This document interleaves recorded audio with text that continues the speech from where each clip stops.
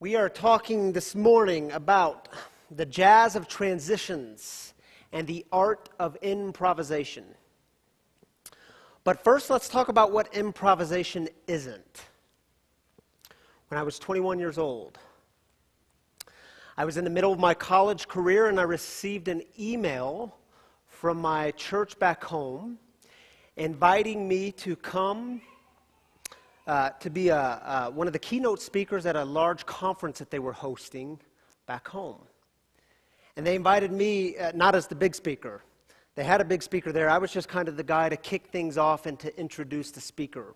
And in the email, the one who invited me said, "You'll have 30 minutes to talk on something about on something with the theme of grace and freedom." And so I thought, easy. This will be easy. I was a biblical studies major. And here's what you should know about that time in my life. Right around the age of 21, in the middle of my college career, I was going through a major faith transition. I was growing out of something old and growing into something new. I was asking a different set of questions. My mind and heart were being flooded with new ideas and perspectives, and these things were changing me. They were transforming me, transforming the ways in which I was seeing the world. So I thought, easy. I don't need to prepare for this. I'll just go in and do my thing and drop in some information. So let me tell you about how that experience went. I walked up on stage holding my Bible, and remember, I was given 30 minutes. I spoke for a grand total of 6.5 minutes. Not good. During those 6.5 minutes, I stumbled over my words and I fumbled over my ideas. And then get this, I ended my talk with the best line ever. And by best line ever, I mean like the complete opposite of a mic drop. I closed my Bible and I said, well, that's about all I have on that issue. And I walked back down to my seat. And when I did, when I was up there even, I knew I had completely bombed this thing. I had completely bombed it. And if you're thinking to yourself, oh, maybe Ryan's just being too hard on himself, surely it wasn't that bad. It was really bad. There was nothing good about it. One of my biggest supporters and encouragers, he came up to me as I was sitting there, and I'll never forget what he said and what he did. He put his hand on my shoulder, and he said, "Bro, that wasn't your best." Ouch, ouch. And I learned that important lesson. You can't go in and drop information on people without giving a piece of your heart, because it's not inspiring. It's not compelling. And I vowed on that day to never do a public speaking engagement without being prepared. So when we're talking about good improvisation, we're talking about the thing that you love and having that thing flow out of you. So think about musicians, jazz musicians, what you just saw up here, what Ed did with the saxophone. The thing that you love, the thing that you prepared and cultivated, that thing flowing out of you, composing in the moment. Not just jumping in randomly, but composing something and creating something beautiful in that moment because you love it and you've cultivated that thing. So there's this great line in the book of James from the New Testament. With humility, welcome the word planted deep inside you, the very word that is able to save you. So, my brothers and sisters, what is that word for you? What's the word, the good news that's been planted deep inside you? And for this St. Luke's community, what's the word planted deep inside this community that's waiting to burst forth into new life? What is it? Now, in the ancient world, so many of the spiritual metaphors were agricultural metaphors. Why? Because the people lived in such an agricultural setting. So all the time when you're reading through the scriptures, you see pictures and images of seeds and planting and harvesting and seasons and rest in between each of these seasons. And here's the thing about seeds. If the seed has just been planted, it is totally okay to say, I'm not ready yet. I'm not ready yet.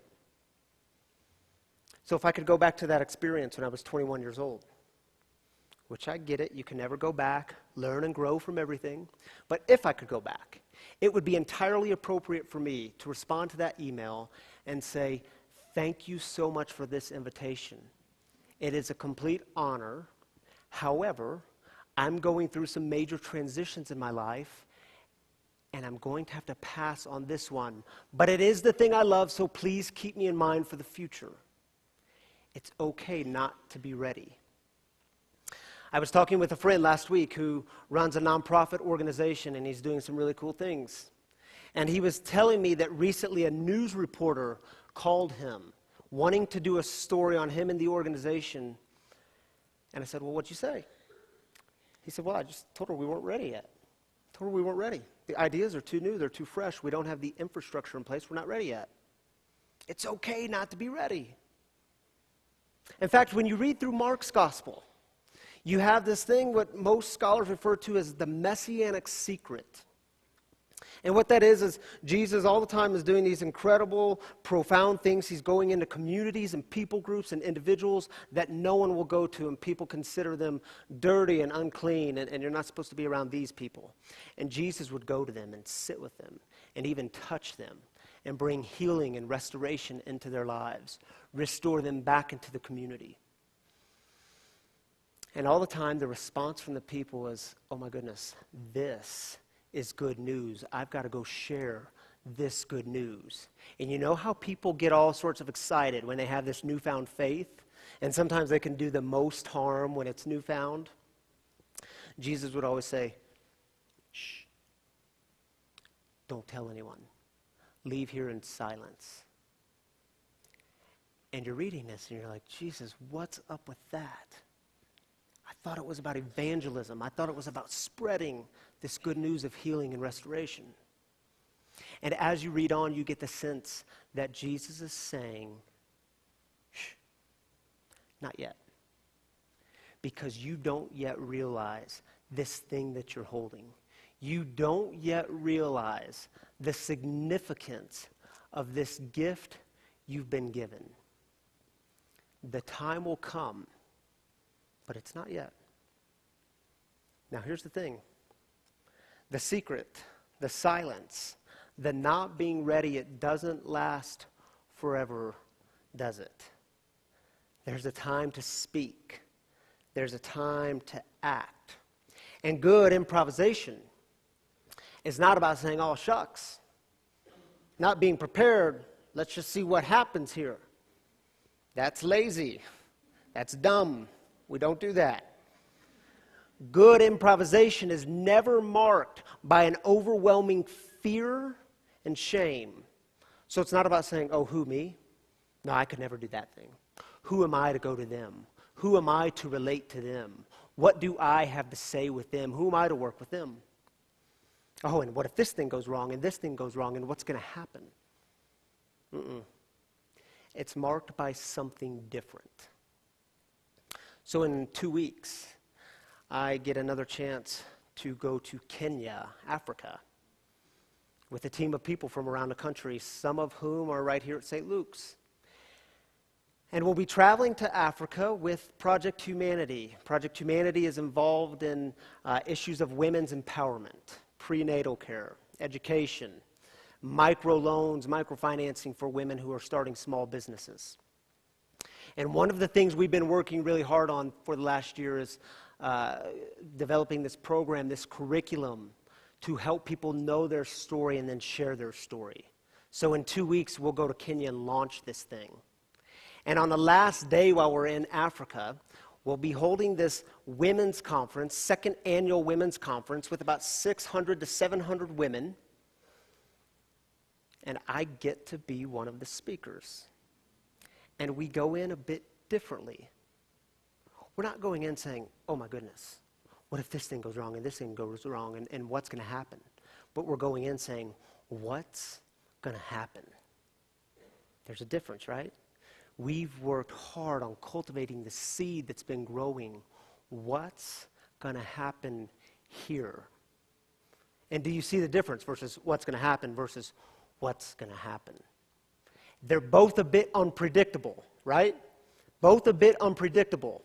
But one is marked by fear and this need to control and this lack of trust. And the other is marked by trust, hard work in cultivating the seed. The other is marked by that question, will we be brave enough to jump into the places where God's Spirit is moving? Will we trust in that? With humility, welcome the word planted deep inside you, the very word that is able to save you. Now, here's the other thing about seeds and planting and harvesting and growing. The process of growth, the developmental process, is much more beautiful, way more beautiful, when we can all just admit that we're all just winging it, and some do it a bit more confidently, right? We're all just winging it. It's what makes the process of improvisation so beautiful. Sure, you've learned some things along the way. So have I. That's life. That's growth. That's good. Let's celebrate it. But no one among us has it all figured out, right? It's like Sam was saying. With kid number one, parents, you can identify with this. Kid number one comes along, and you think you've got the thing nailed and figured out because you've learned them, you've learned their personality, you've learned what makes them tick, you know how to love them, you know how to nurture them. And then kid two comes along, and you quickly realize that you don't have a clue what you're doing. Because you look at this little girl, and you say, oh my goodness, you, my dear, are nothing like your sister. Nothing that worked on her works on you, so I have to completely relearn it. But let's just be honest. Some of the most important things in life, the things that matter most, they just take some time and cultivation, don't they? We have to grow that thing. We have to give it time, be patient, be gracious. But see, the problem is we live in this culture that tells us the exact opposite. In 30 days, you can have that perfect body. Come to my seminar, and in 60 days, you'll be making this much money. And 4 simple spiritual laws, if you believe these things, you can quickly be in this beautiful relationship with God. All you have to do is pray this sinner's prayer. When ideas start with all you have to do is, they're usually bad ideas. Because growth takes work, doesn't it? For something to grow, a seed has to be planted. The seed goes down into the earth, and you don't see anything for a while, but the hope is at some point you see something start to sprout, something start to burst forth. What is the word? Planted deep inside you, the very word that will save you. Welcome it with humility. James says, get rid of the things that keep you from welcoming this word. James says, look into the mirror. Look into the mirror. Do you know who you are? Do you know who you are? Do you remember the gift you've been given? And I get it for the mirror. For some of us, this is a great enemy, isn't it? Because when you look into the mirror, you see someone who's too skinny, or you see someone who's too fat. Here I am, a 34-year-old male, and I still have body image issues, and I wonder some days if they'll ever go away. Or you look into the mirror and you see someone too young or too old. And my friends, be reminded, when it comes to finding the thing planted deep inside you, it is never, ever about age. Because you know, right here in this community, there are people in their 70s, 80s, 90s plus who, when you talk to them, you get the sense that they are just getting started. Right? You know these people? And don't ever tell yourselves, oh, I'm too young.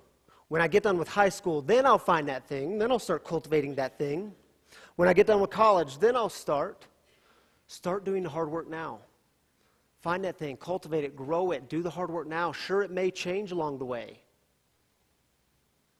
But be reminded, the disciples of Jesus were most likely teenagers. They were the ones actively involved in changing the world. And there's a word for us in that, isn't there? What's the word planted deep inside you? Do you remember who you are? Do you remember the gift you've been given? Here's how James puts it. Know this, my dear brothers and sisters. Everyone should be quick to listen, slow to speak, and slow to grow angry. This is because an angry person doesn't produce God's righteousness. Therefore, with humility, set aside all moral filth and growth of wickedness. What are those things? All the things that keep you from welcoming the word. And welcome the word planted deep inside you, the very word that is able to save you. You must be doers of the word and not only hearers who mislead themselves. Those who hear but don't do the word are like those who look at their faces in a mirror. They look at themselves, walk away, and immediately forget what they were like. But there are those who study the perfect law, the law of freedom, and continue to do it. They don't listen and then forget, but they put into practice in their lives. They will be blessed in whatever they do. Do you know who you are? Do you remember the gift you've been given? Because the truth is, when it comes to this thing called life, we get to do this. We get to do it. Have you ever realized that? Because sometimes it just comes over you. And it overwhelms you, it overcomes you. I've had that feeling, that sense, only a couple of times being here at St. Luke's. But when you get it, you get it. The first time was about 3 years ago on Ash Wednesday. And I can remember standing here and looking out to you all and thinking, oh my goodness, I get to do this. With these people, I get to journey through the faith. I get to do this. Another time it happened was just 2 Sundays ago. We were on the plane ride back from our mission trip to Guatemala. And I was sitting in between. On my left was John Church. On my right was Lance Willoughby. And I was writing in the Guatemalan Journal. I had procrastinated all week. We were supposed to each write in it. I had it at one point, but I woke up the next morning and passed it to someone else. And so it came back to me on the plane ride back. And as I started to write, I was overcome with a sense of, oh my goodness, I get to do this. I get to do this with these people, and we get to go out into the world and hopefully create something beautiful. We get to do this. And my goodness, if it didn't happen again just last Sunday as I was standing in the back as the service was beginning. I get to do this. We get to do this. So on our last day in Guatemala, we had just finished with our morning reflections. And we were getting ready to load the bus. But I needed to run back up to the room to grab my bottle of water. Jim Ewell was my roommate. He was also the official designated key holder for the week. And I told Jim, I said, man, I got to run back up to the room. I need the key. He was wearing his backpack. He said, it's in my backpack, grab it. And so I unzip his backpack, and I'm reaching in to grab this key. And as I do, I must have crumpled his sign just a bit. He said, easy, you're crumpling my sign. He had a folded white piece of paper in his backpack. And as I pull out the key, this piece of paper comes with it, and I open it. And it had these 2 simple words on it, what if? Question mark. And I said, man, what are you going to do with this? He said, well, at the end of the day, I'm going to get a picture of me standing in front of the house we've been building, and then I'm going to send it to the storyline group. Jim was in my very first storyline group from 2 years ago, and he reminded me 2 years ago on this week, we had the whiteboard out in the living room, and we were working through our what-ifs. What if I did this? What if you did this? What if we created something great? It's just where we dream big together and we get it on the whiteboard. And one of his what-ifs was, what if I use my handyman talents, skills, and gifts he loves to build? What if I use these gifts to go on one of those Guatemala work trips and give back? And then he said, and look, now I'm here. Here's a picture of Jim standing in front of the house holding his what if sign. And now I'm here. What is the word? Planted deep inside you. Deep inside this community, the thing waiting to burst forth into new life. Because now you're here. We are here. All the dust and bones that we are, we're here. And we've been given this extraordinary gift of this thing called life. You get to do this. We get to do this. We get to jump in and improvise and create and play our part. We get to do this. What are you going to do with it? What are we going to do with it? Amen.